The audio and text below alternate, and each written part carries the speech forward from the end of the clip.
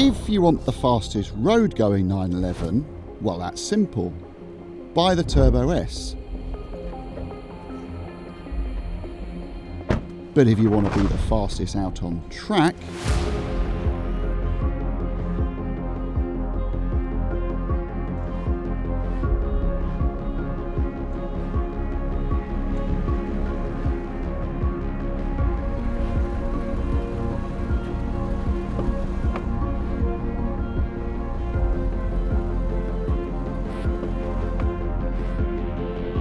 you need this. The 911 GT3 RS.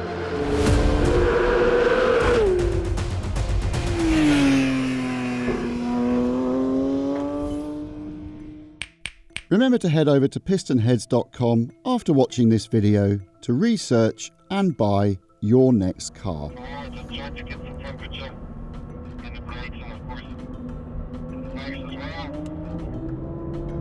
I don't know if you can hear that, but he's just sitting there saying to the instructor that it's very slippery and we need to try and get some temperature into the brakes and the tyres, because we're at Silverstone, the full Grand Prix circuit, which is very high speed, and that's the first little slide. Yes. Whoa, that definitely needs some temperature. Two things to point out before we get stuck into this video of the GT3 RS. The first is, while some of the footage you'll see was shot in the dry, every time I drove the GT3 RS on track, it rained. Of course it did.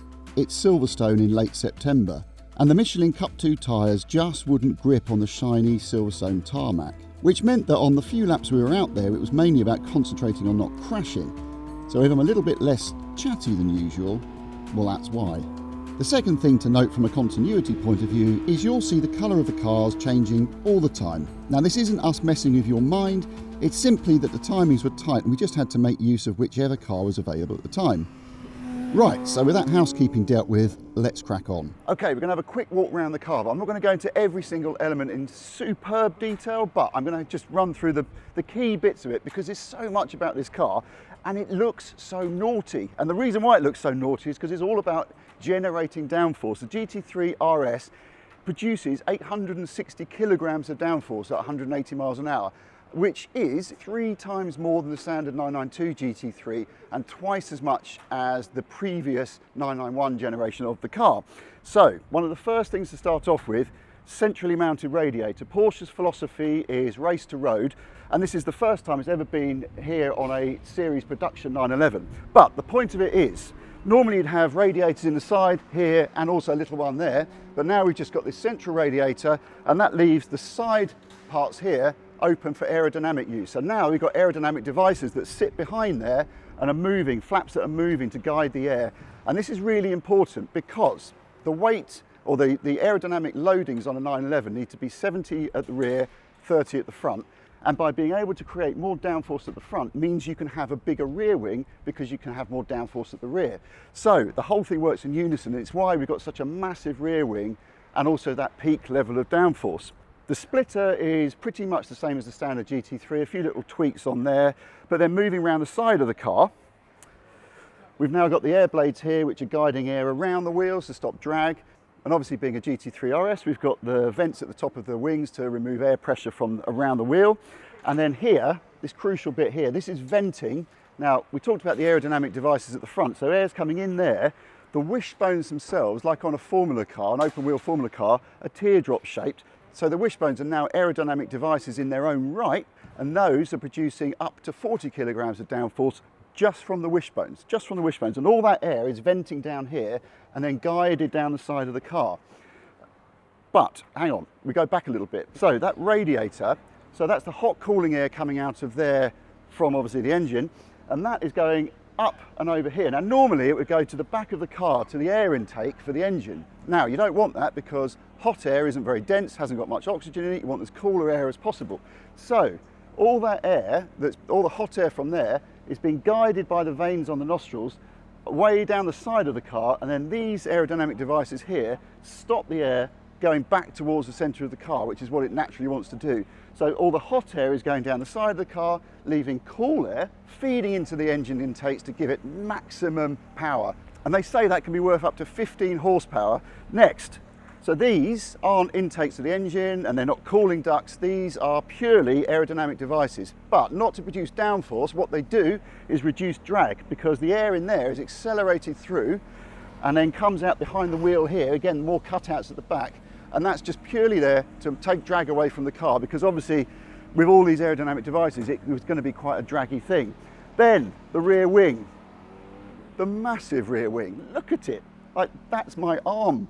And I've got long arms, that's the length of my arms, the span of my arms. And it's a 2-plane rear wing with a DRS system. So again, it's an active device. And there's these beautiful little details here. You can see little hydraulic actuators, and then the hydraulic pipes go through the struts here, which are made of carbon reinforced plastic. So the flap can open to reduce drag. It's got its normal setting, and then there's an air brake setting so that under extreme braking, it pops up and gives you more stability at the rear. So what else can I tell you about this astonishing machine then? Well, the rear diffuser is basically the same as the GT3's, but because the underbody is completely flat, it's more efficient and now adds 10% of the car's overall downforce. And on that point, the GT3 RS produces way more downforce than the 911 Cup Racer, to the point that it's actually near enough matching the downforce of a 911 GTE Le Mans car, which is quite frankly ridiculous for a car with number plates. To go with the increased aero, it has wider tyres for more mechanical grip, wider tracks, bigger brakes and redesigned front suspension to reduce dive under braking, and the springs are 50% stiffer all round. Then there's the engine. Now, compared with the regular GT3, the RS's MA1 Flat 6 has higher lift cams, greater valve overlap and different fuel and ignition maps. It actually has slightly less torque than the GT3, but more power of 525 horsepower, and the power curve is peakier between 6,000 and 9,000 RPM, so it revs even harder at the top end. And finally, pretty much all of the body bar the rear wings is carbon fibre reinforced plastic, and that's including the doors. So despite all those extra bits it gets, it ends up at 1,450 kilograms, which is just 15 kilograms heavier than the regular GT3. As a result, it's quicker. It will hit 0 to 62 in just 3.2 seconds. Oh, that engine! 9,000 never ever gets boring in a GT3. Oh, and the gearbox is so on the button. Understeer again though, it's really understeer and then a bit of snap oversteer. That's not really the car as such, that's just the tyres. Oh, wonderful gear changes and that wonderful noise into Beckett's. Oh, just feel the back rotating there. Oh, there we go, on the way into the... Oh, there we go. So twitchy. Every time you listen to that engine, it's just absolutely manic. And the brakes, wonderful, wonderful car. You can really feel the car rotating. There's so many setups on this, and I want to be able to do more to play with. I haven't got enough laps, to be honest. There's so much in the setup of the car. I can not just change the diff setting on the way into the corner, I can change it under power separately to that. I get more rotation in the car on the way in as I want it, and then more locking or less locking on the way out of the corner.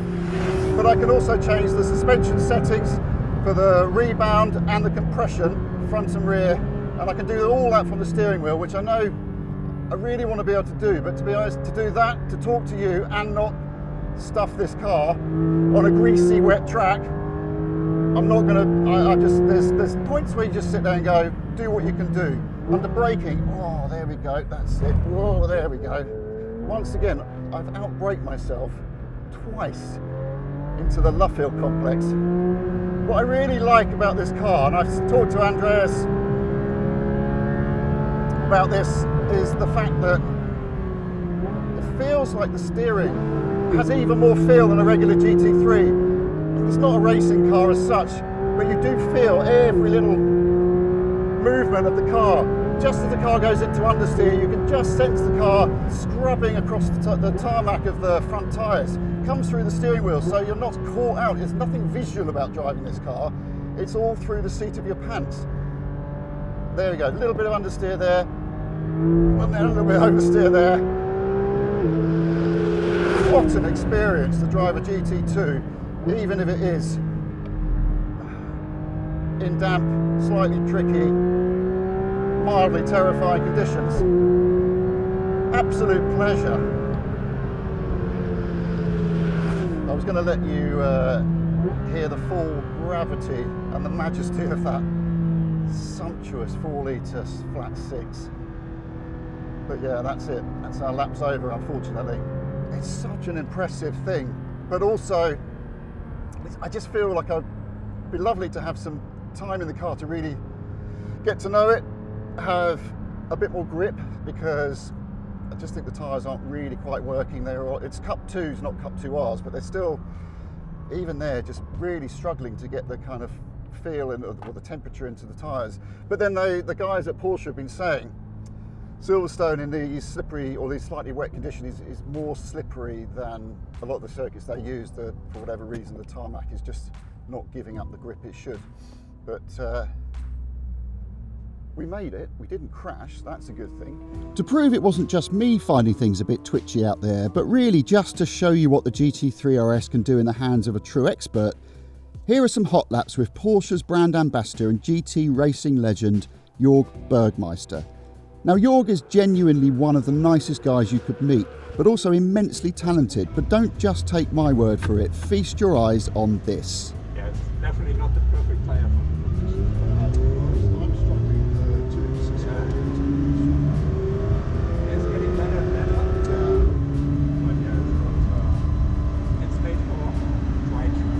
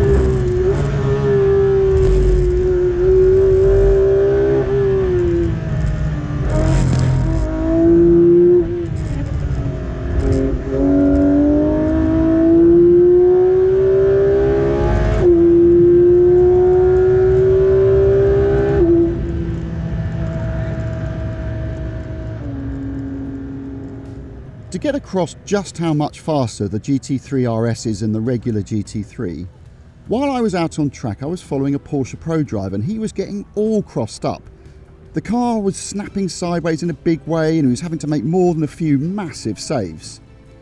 I was having moments too, but nothing like as much. And through the high-speed stuff I was following really quite easily.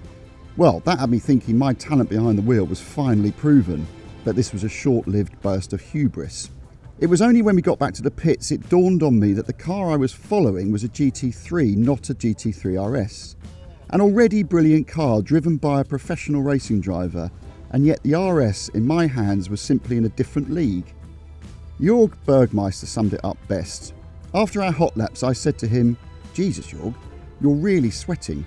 "I am," he said, "but because I'm really working so hard out there. But also I'm having a lot of fun." And that's the GT3 RS in a nutshell. It makes you work hard for it, but my God, it's properly good fun.